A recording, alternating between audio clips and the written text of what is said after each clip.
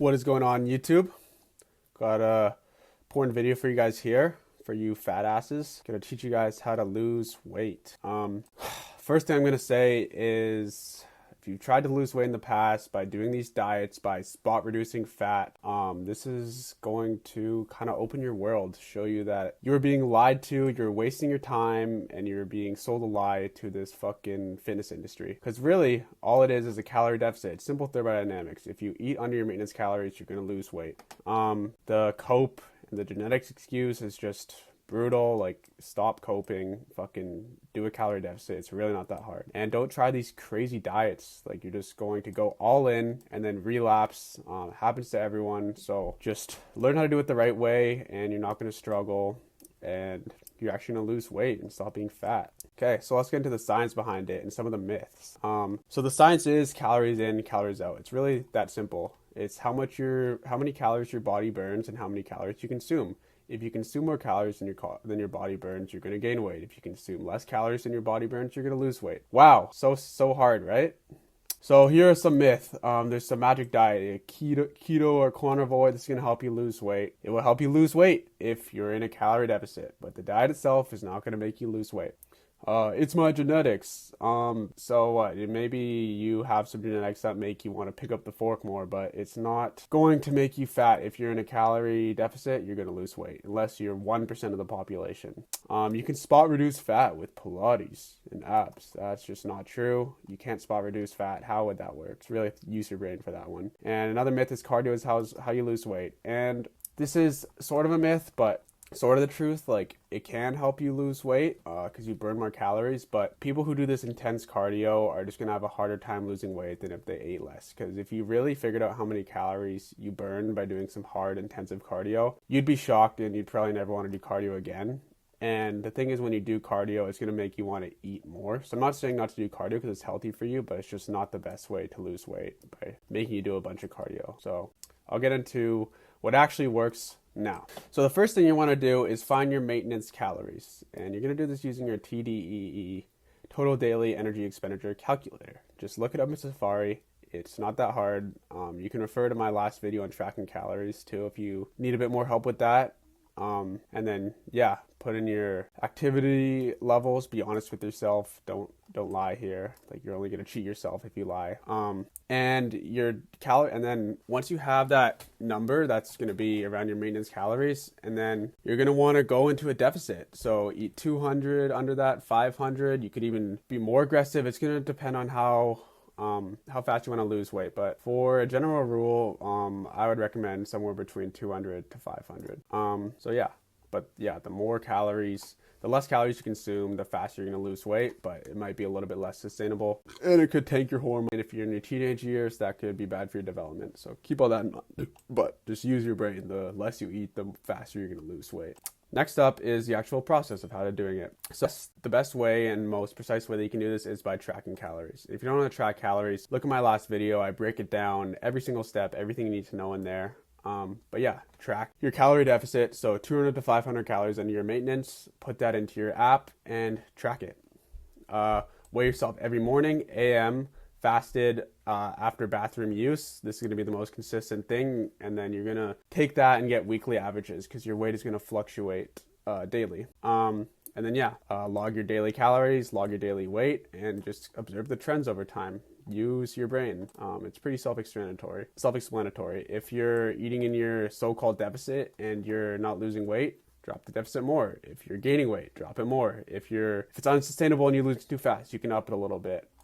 Use your brain. Calories in, calories out. Really not that hard. So one thing that's really important is training while you're on your cut, especially if you have the goal of building muscle. Because when you're in a deficit, your body's going to want to lose that weight from somewhere. And if you're not giving the muscle a reason to stay, it's going to be muscle rather than fat. So if you're training your muscles, you're giving it a reason to stay, and you're not going to lose your muscles nearly as much, if not at all.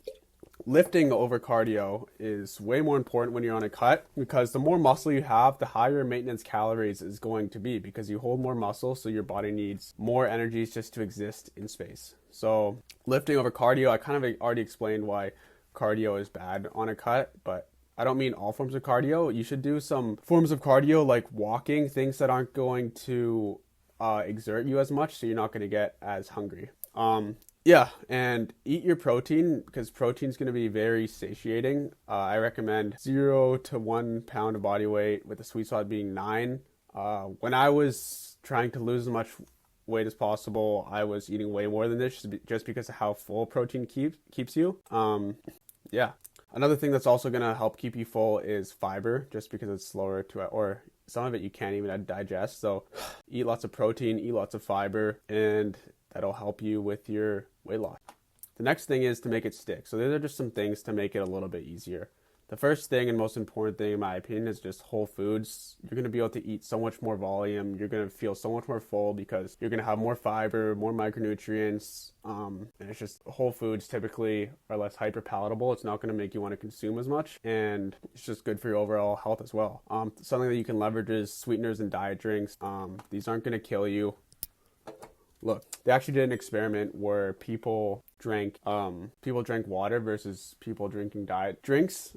And the people who drank only Diet Coke, I believe it was, actually lost weight. So yeah, you're gonna be fine. There's like one study showing that sucralose could affect something in your gut, but I don't really care. If you cared, to just fucking have stevia then. Like, there's no reason you should be staying away from sweeteners unless you really want to. I'm not your dad. Don't listen to me if you don't want to. But in my opinion, there's no reason for these full sugar drinks. You're just wasting your calories. Liquid calories are horrible because it takes your body way less time to digest, so it's going to keep you less full. It's just bad for losing weight. Try and consume your liquid calories.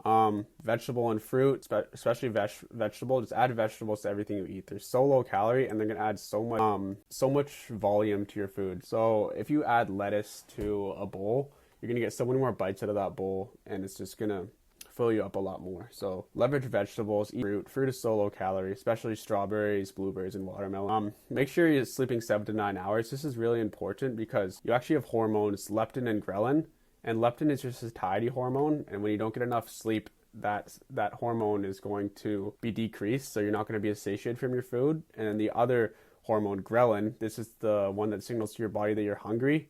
That's going to be higher, which is going to cause you to be hungrier. So get your sleep. It's also going to help you burn fat rather than muscle. So sleep is so important for so many aspects, but especially losing weight. So make sure you're getting your sleep in. This is a tip that works for me. Doesn't work for everyone, and it may not be the best for building muscle, but when I was really trying to lose weight, I would only eat 2 meals a day. This is what helped me feel super full throughout the day.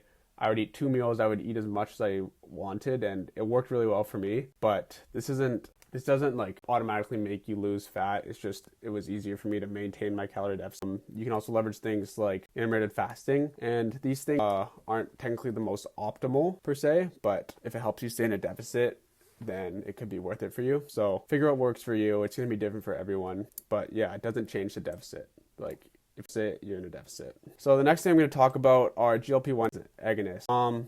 And these are tools that you can leverage. I've never used these, but they're becoming increasingly more popular. So GLP-1 agonists are things like Ozempic, things like tirzepatide or Mounjaro, things like retatrutide, with retatrutide being the best because it hits 3 agonists. It hits the GLP-1 agonist, I can't remember the other two, but if you're going to use one of these, I would use Reta. This is not medical advice, but this is going to help you. It's not magic, so it's not going to just make you lose fat, but it's just going to blunt your appetite, which will in turn put you in a deficit. Yeah, this can be a very useful tool, especially if you're obese.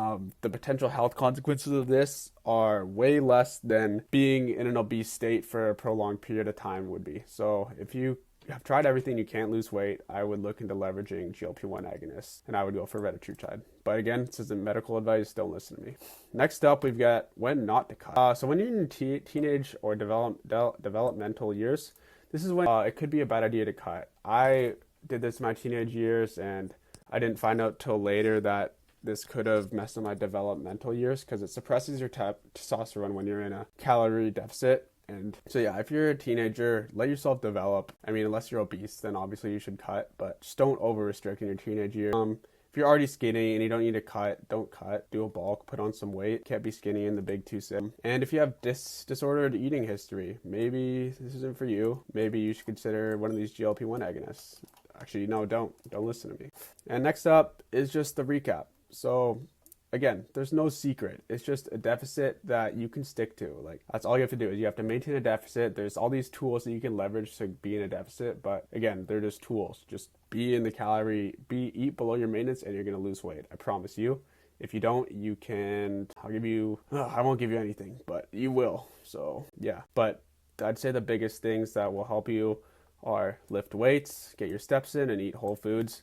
Be patient, be consistent, and you got this. Yeah, so biggest takeaway is calories in, calories out. That's it. That's honestly all I have for the video. It's pretty simple. If you want me to go more in depth about anything, I can. Let me know. If you enjoyed the video, please leave a like. Please consider subscribing, and I'll see you guys in the next one. Thank you.